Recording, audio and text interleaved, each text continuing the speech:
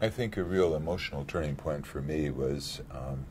several years ago when I went to a province in the north, in the Red River Delta, a place called Taiping. It was never sprayed, but it was an area in which many people went south in the army, and they came back having been exposed for years and years to spraying of Agent Orange. They came back home,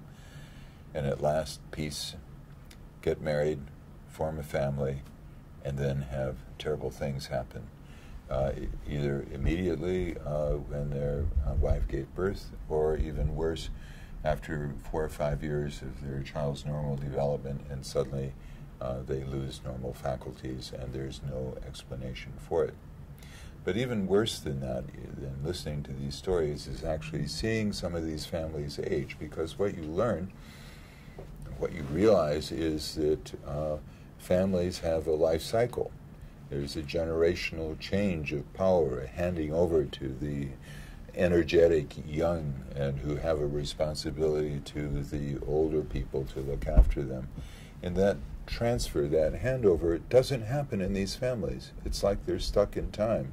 I think it's important not only to talk about the future of hope and dignity, but to look at this as an opportunity, not an obligation.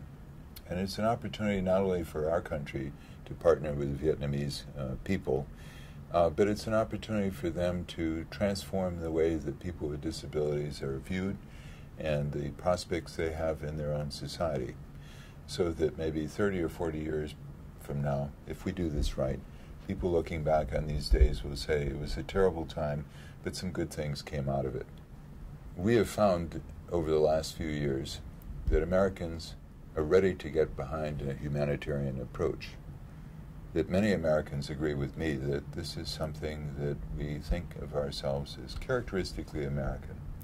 that here's a problem, here is something where we can help, we can join others in very substantially solving this problem through addressing the environmental and human impacts of this long-ago war. It is now time for us, and we have indeed this year an opportunity to fix what went wrong so long ago, to largely repair, and to share a common humanity between Americans and Vietnamese, and to bring a message of hope and dignity,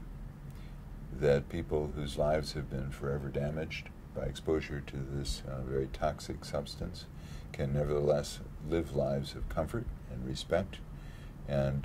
have aspirations and a life not unlike other lives.